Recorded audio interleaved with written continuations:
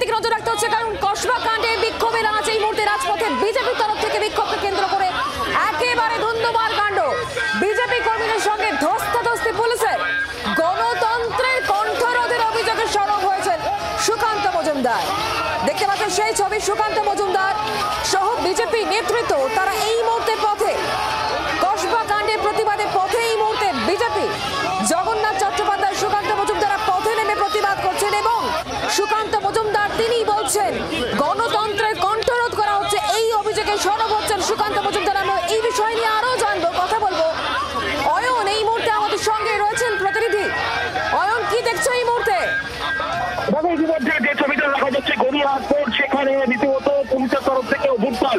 এক এক করে বিজেপির যারা কর্মীরা তাদেরকে আটক করা হচ্ছে। বিজেপির রাজ্য সভাপতি এবং কেন্দ্রীয় মন্ত্রী তাকে ইতিমধ্যে আটক করা হতে পারে কিছুক্ষণের মধ্যে। যারা বিজেপি কর্মীরা জবাব ধরেছিলেন, দেখো বিশাল সংখ্যায় মহিলা যারা পুলিশ কর্মীরা, তাদের মহিলা যারা বিজেপি কর্মী তাদেরকে এক এক করে টেনে ঘিরছে তোলা হচ্ছে রাস্তা থেকে। রীতিমতো পুলিশের তরফ থেকে অভিযান চালানো হচ্ছে গড়িয়াহাট করে। কোনোভাবে তাদের এই কর্মী কর্মসূচি করতে দেওয়া হবে না, এমনটাই বলছেন। সেই সঙ্গে সাংবাদিক দেখাচ্ছে এক এক করে ভ্যানে তোলা হচ্ছে বিজেপি কর্মীদের, আরো ভ্যান আসছে এক এক করে। এইভাবে এই পরিস্থিতিতে রীতিমতো একবারে উত্তপ্ত গড়িয়াহাট মোড়, যেখানে যেই ছবি দেখা যাচ্ছে সেই অভ্যুত্থান গড়িয়াহাট মোড় থেকে যারা বিজেপি কর্মী এক এক করে কসবার দিকে, কসবার যে আইন কলেজ সেই কলেজের দিকে যাওয়ার কথা ছিল এই প্রতিবাদ মিছিল, যেখানে জমায়েত করেছিলেন তারা গড়িয়াহাট করে, কিন্তু কোনোভাবেই সেই দিকে যেতে দেওয়া হলো না। যখনই কেন্দ্রীয় মন্ত্রী তিনি নামলেন গাড়ি থেকে, তাকে রীতিমতো পুলিশের তরফ থেকে গাড়ি চেক করে সরিয়ে দেওয়া হলো। প্রথমত নিয়ে বোঝা যাচ্ছে সেই ছবি এই মুহূর্তে আমরা দেখতে পাচ্ছি। অয়ন, ধন্যবাদ আমাদের সঙ্গে দেখার জন্য। এই মুহূর্তে সুকান্ত মজুমদার কি বলছেন একবার শোনাবো আসুন সরাসরি।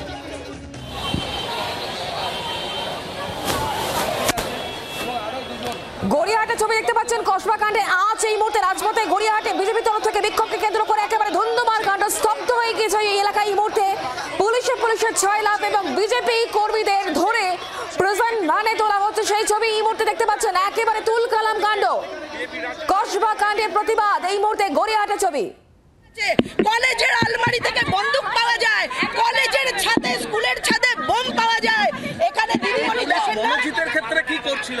মনোজিতের ক্ষেত্রে তার পায়ে তেল লাগাচ্ছিল, কারণ সেটা তৃণমূলের নেতা নেত্রীর মানে আশীর্বাদ ধন্য ছিল, সেই জন্য তাদেরকে তেল লাগাচ্ছিল। জন্য তার আগে 20-30টা কেস থাকা সত্ত্বেও তাদেরকে ধরেনি।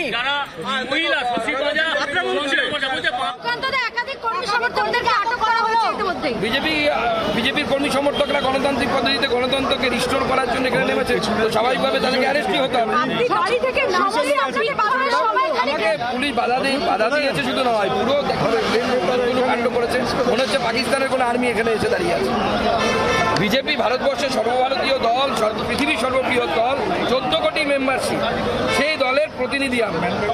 তাদের যেভাবে হেনস্থা করা হচ্ছে, কেন্দ্রীয় মধ্যে ছেড়ে দিলাম, এটা তো মানেই না, কেন্দ্র সরকারকে মানে না। ইউনিসের মন্ত্রী হলে এর থেকে বেশি কদর পাবে এখানে মমতা বন্দ্যোপাধ্যায়।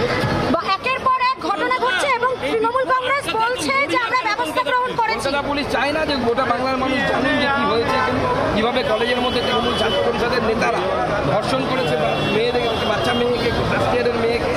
ওদের লোক আমি তো বুঝতে পারছি না, তৃণমূল ছাত্র পরিষদে যদি এরকম হয় তাহলে তৃণমূল দল সেটাও কি এরকম হয়? মহিলাদের সাথে কম্প্রোমাইজ করতে হয়।